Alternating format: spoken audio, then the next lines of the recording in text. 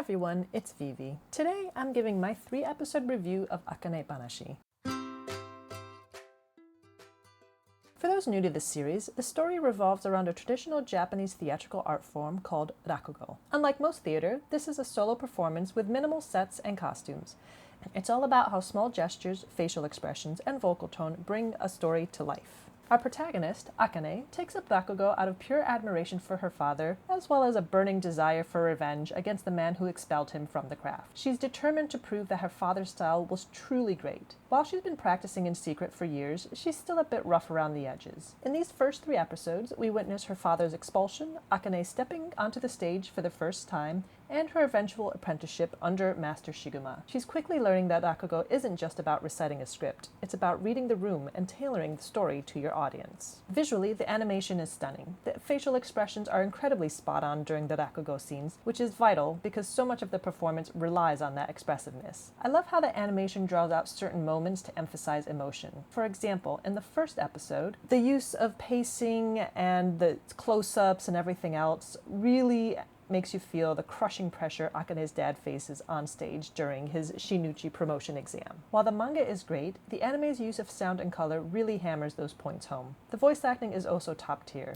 Akane sounds exactly how I imagined her. One minor gripe, however, is the translation, or lack thereof, for background signs. The manga often includes little notes that provide extra content for the stories being told, or translates notes that are shown on phones or just little things like that. But a lot of that signage goes untranslated in the anime, especially when characters are speaking simultaneously. You also lose some of the background chatter during crowded scenes. It doesn't break the plot, but you do miss a bit of that world-building flavor. I've also seen some talk about the first episode feeling rushed, as if the show is racing to get past the prologue. Personally, I think the pacing is fine.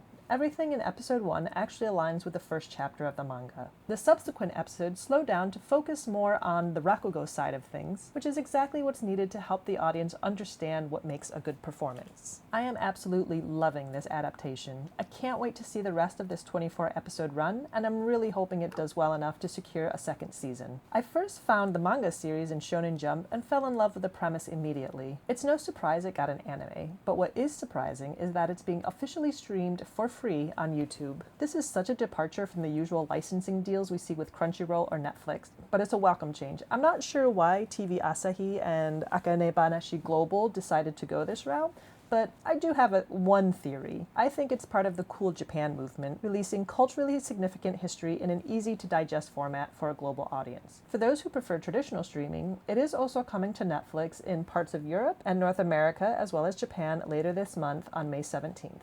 Finally, if this sparks an interest in Rakugo for you, Akane-banashi isn't the only show in town.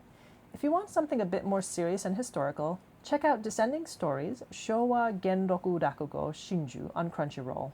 It covers similar themes like the discipline of the craft, but with a more dramatic adult tone. Better yet, if you want to see live Rakugo, there's an amazing English-speaking master named Katsura Sunshine who is actually touring the US right now. He has dates coming up in Indiana, Michigan, and New York in May, with an Arizona stop later this summer. I'll put a link to his tour page in the description below. So, have you watched Akane-banashi? I'd love to hear your thoughts below. And if you like this kind of content, please like, share, comment, and subscribe. It really helps me out. And I will see you next week. Bye!